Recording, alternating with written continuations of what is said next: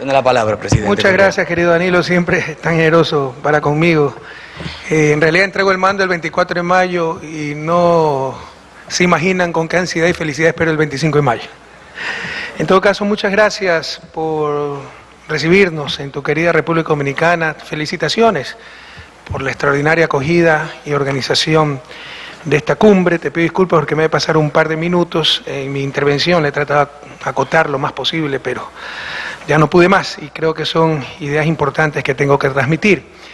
Queridas amigas, amigos, acudimos a esta quinta cumbre con el recuerdo de aquella reunión del Grupo de Río en Santo Domingo en marzo de 2008, que fue el antecedente para la creación de este organismo.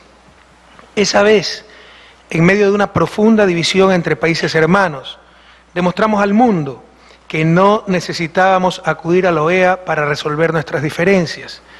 3 años después, nos reunimos en Caracas para fundar la CELAC, el gran proyecto de unidad de la patria grande. La CELAC nació para dar a nuestros pueblos una voz fuerte y unida ante la comunidad internacional. Ecuador ha sostenido que el mundo del futuro será un mundo de bloques y que la OEA debería convertirse en el espacio para, como CELAC, procesar nuestros conflictos y diferencias con Norteamérica. Hoy, en el retiro de presidentes, he escuchado desde que solo debemos tratar en las cumbres de CELAC nuestras coincidencias, no nuestras divergencias, hasta que estas cumbres no son para tomar decisiones. La pregunta entonces es, en esas condiciones, ¿para qué venimos los presidentes? Sería suficiente enviar un simple asesor. Si no tenemos que procesar conflictos, ¿por qué se lleva a Venezuela a la OEA? ¿O hay que discutir nuestros conflictos no en CELAC, sino en Washington? Sinceramente creo que esto es impresentable en nuestra América del siglo XXI. Ya es hora de caminar con nuestros propios pies, como decía el prócer uruguayo José Gervasio Artigas. Podemos avanzar mucho este año en una agenda trascendente, con Venezuela en la presidencia del Grupo de No Alineados y Ecuador en la del Grupo G77. El mundo está constituido no en función de los seres humanos, sino del imperio del capital. Debemos buscar una mejor forma de organizar la vida en el planeta y la única manera de lograrlo es con la unidad de nuestros pueblos. Debemos asumir una clara posición en defensa de los migrantes, no solo de Latinoamérica y del Caribe, sino del mundo entero. La solución para detener la migración no son muros ni fronteras, es solidaridad, es humanidad y crear condiciones de bienestar y paz para todos los habitantes del planeta. Mientras no se logre una justa distribución de la riqueza, no se resolverán los problemas sociales ni mundiales. Tenemos que buscar la transformación del sistema de Naciones Unidas para que sea la Asamblea General la que tome las grandes decisiones políticas de la humanidad y no el poder de veto de un grupo reducido de países del Consejo de Seguridad. Debemos también buscar una nueva forma de gestionar la ciencia, la tecnología, las innovaciones. Si debe existir un bien con destino universal, es precisamente el conocimiento.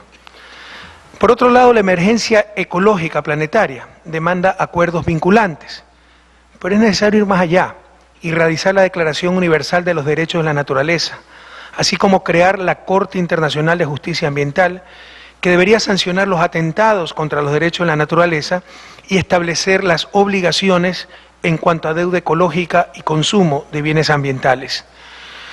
En la Conferencia de Naciones Unidas de Vivienda y Desarrollo Sostenible, Hábitat 3, realizada en Quito, Ecuador, en el mes de octubre pasado, se definió la nueva agenda urbana, reflejo de un amplio consenso mundial. Hoy tenemos la hoja de ruta para el desarrollo urbano en los próximos 20 años. Es necesario para el desarrollo también reformar instituciones como la Organización Mundial de Comercio. Creer que el comercio justo es aquel en que se nivela el campo de juego, es decir, en el que se trata de igual manera a ricos y pobres, grandes y pequeños, es un error histórico.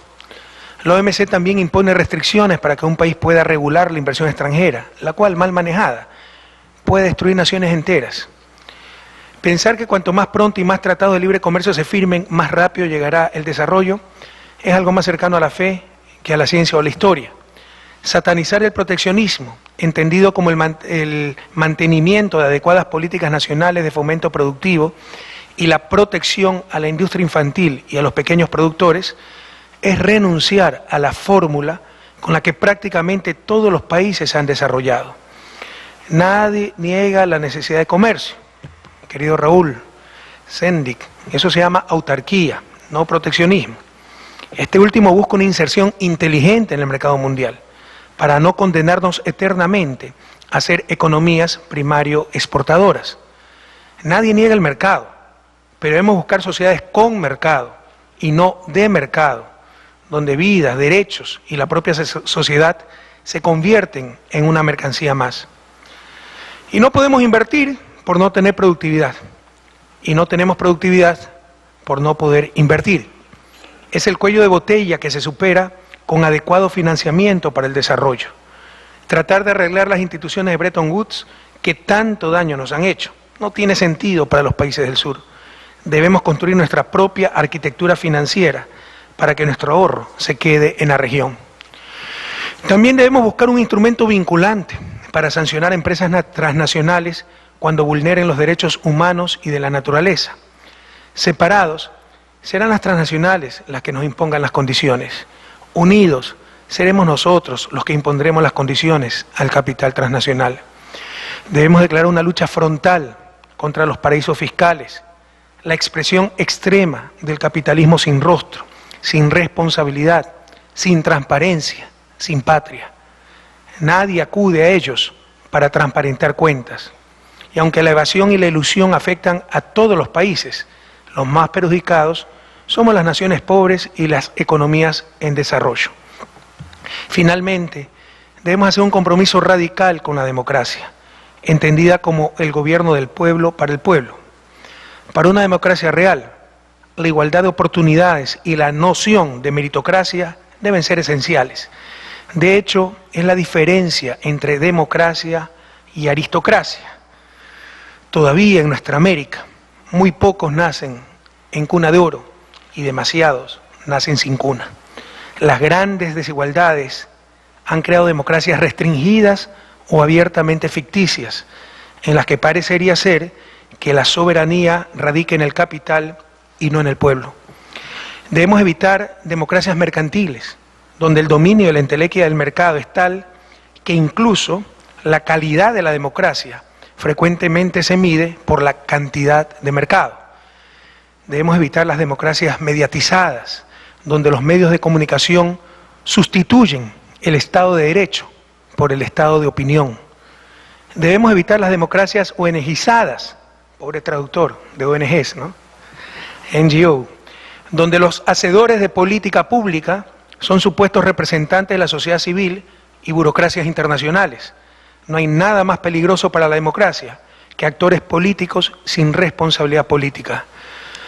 Una democracia exige también, por supuesto, el respeto a los derechos humanos. Sin embargo, la satanización del poder político en América Latina, al pretender que solo el Estado atenta contra los derechos humanos y que la única fuente de corrupción es lo público, es una de las estrategias de inmovilización para mantener el status quo. Los pobres socioeconómicos no dejarán de ser pobres con caridad, sino con justicia. Y eso implica el cambio en las relaciones de poder dentro de la sociedad. Para ello se requiere captar el poder político y así que manden las grandes mayorías. Estimadas amigos y amigas, como ya lo dijo Danilo, esta es mi última cumbre CELAC. Entregaré el mando de mi país el próximo 24 de mayo. Hace 10 años encontré una Latinoamérica destrozada por el neoliberalismo. Y aunque falta mucho por hacer, nunca se ha hecho tanto como ahora. Sufrimos la pérdida de grandes latinoamericanos, como Néstor, Hugo y el mismo Fidel. Otros líderes históricos, como Lula, Dilma y Cristina, sufren brutales acosos. Hay claros intentos de detener la integración de nuestras naciones. Podrá haber retrocesos, pero América Latina nunca volverá al pasado. Nuestros pueblos no lo permitirán. Sí me preocupa que los presidentes estemos en tantas cumbres y nuestros pueblos continúen en los abismos. Les cuento una anécdota. Hace pocos minutos, cuando nos trasladábamos de este salón al comedor, en un bus, un pequeño bus, el cual le llamamos buseta, saludé al conductor, como siempre hago. Y al final se me viró y me extendió la mano muy efusivamente y me dijo: presidente, usted es el único que me saludó. Por favor, no nos olvidemos quiénes son nuestros mandantes. No nos olvidemos por quiénes estamos aquí y a quiénes debemos de servir. Querido presidente Salvador Sánchez, le deseo muchos éxitos. Su presidencia en nuestro querido El Salvador y ahora en CELAC, algo impensable hace pocos años para un ex guerrillero, es la mejor muestra del cambio de época de nuestra América. Ha sido un honor, queridas compañeras y compañeros, trabajar con ustedes y por nuestros pueblos. Hasta la victoria siempre.